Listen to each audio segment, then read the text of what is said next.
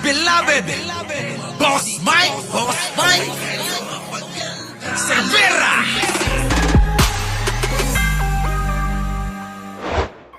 Hoy, good news. Good news naman mga kababayan. Sa panahon ni Duterte, hindi nangyayari to Naku, ang ganda ng balita na to Ay, grabe. High-tech na kung paano humuli ng mga kriminal. Ewan ko ba bakit hindi nagagamit kay Atong Ang. Hindi rin nagagamit kay Bongo. Ay, kay Bongo tuloy. Hindi pa nagtatago, Boss Mike. Si Bato muna. Hindi rin nagagamit kay Bantag. Ano ba talaga? Ito na. Pasok! Militar ang umano.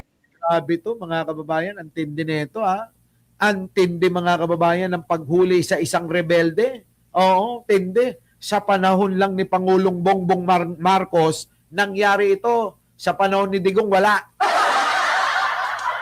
Sa panahon ni Digong, walang ginawa si Digong kung hindi umorder lang ng babae at hinihimas-himas niya. Bakit himas lang, Boss Mike? Hindi naman natigas yung ano niya. Siyempre, hihimas-himas na lang yun. Isip niya na lang natitigas yun. Kaya yung in-order kay Kalbo, wala na yun. KFC, tsaka pisil-pisil na lang yun. Ito na, pasok. Hawak na ng militar ang umano'y wanted na rebelde na sangkot sa pag-atake sa ilang base ng militar at pulisya. Ang maaksyon at high-tech na operasyon laban sa kanya. Panoorin sa aking eksklusibong pagtutok. Grabe to, tignan nyo mga kabayan, ang galing-galing talaga. Ang galing-galing ng pamumuno ni Pangulong Bongbong Marcos.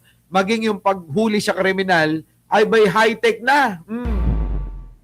Nagpalipad ng drone na may kamera ang militar para live na mamonitor ang operasyon nito laban sa isang leader ng New People's Army na nagtatago umano sa isang barangay sa San Pedro, Laguna.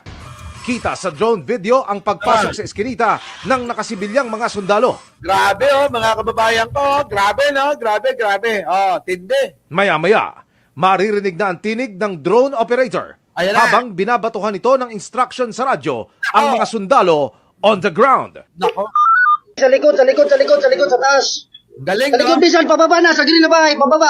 Nakalusot ang suspect ng unang ma-penetrate na mga... Ayun nasa gilid tatakas na! Tatakas na! Parang si Bato, tumatakas na. Tuloy. sundalo ang target area. Nagtatago, nakaupo sa right side. Katabi siya ng yero na Nakaupo, sisilip-silip. pader. Pero hindi nagtagal. Positive ID. Nice one. Good job. Ano, Argo, meron bang ganyan si Digong? Kayong mga DDS, meron ba kayong may pagmamalaking ganito? Sa panahon lang ni Pangulong Bongbong Marcos nagkaroon ng ganito. Bakit? Kasi si Digong asa lang ng asa sa China. Hindi naman siya talaga naman tinutulungan at tinuturuan. Bubo kasi yan si Digong Good job. Snappy, master, snappy. Nadakip din ng militar. Asan yung baril mong 9mm? Si Kabem. Ayon sa militar, wanted ang umano'y rebelde dahil sa pagkakasangkot umano nito sa mga pag-atake sa mga base ng militar at pulisya sa Bicol at Southern Tagalog. Laylo siya doon sa kanilang grupo sa Sorsogon para sana ay magtago. Subalit may mga impormasyon tayong nakalap at sa pakikipag-ugnayan sa ibang ahensya ay natuntun natin ang kanilang kinaroroonan at nahuli natin siya. Halos kasabay ng pagkakahuli kay Kabem. Napasuko na rin ng militar sa Labo, Camarines Norte ang mag-asawang sina alias Pots at alias Sab.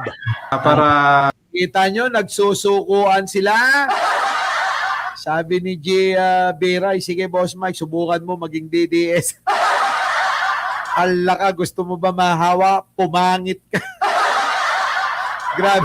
Grabe ka naman, no? Tuloy. patunayan yung sinseridad ng kanilang pagsuko ay dinala rin nila yung pinakamataas na kalibre ng armas sa kanilang inventory. Yung Grabe, no, mga kababayan ko, no? Lalakas ng mga armas nito. dalawang machine gun, isang M60 light machine gun at isang 30 caliber machine gun. Ang galing. Commanding officer umano ng Kilusan si alias Pots na responsable umano sa mga combat operation. Nako. Habang ang Yan daw yung sumuko, mga kababayan. Yan ang commander ng combat operation ng mga NPA. Sabi nila mga kababayan ko, wala namang nahuhuli si Pangulong Bongbong Marcos nyo eh. Sabi ko naman ayaw nyo lang kasing hanapin kung ano yung mga nahuhuli. Hindi naman kasi pasikat si Pangulong Bongbong Marcos. Hindi katulad ni Digong, hindi pa sumusuko, sumuko na. Hindi pa nagagawa yung proyekto, gawa na. Di ba mga kababayan? Kaya nga napahiya si Jam Magno dyan eh. Ano nangyari? Ayun. Bumaliktad din eh. Tama, mali. Sis na si Sab, propagandista umano ng pangkat at recruiter ng mga nais na sumapi sa Kilusan. Patuloy naming sinisikap na makuha ng panig ang nadakip na rebelde. Gayon din ang mag-asawang sumuko sa mga sundalo. Para sa GMA Integrated News. Grabe, no? Yan, mga kababayan. Good news kay Pangulong Bongbong Marcos yan. Di ba? So paano mga kababayan ko? Sana'y nag-enjoy kayo sa maikling live natin. Our beloved Boss Mike, Boss Mike.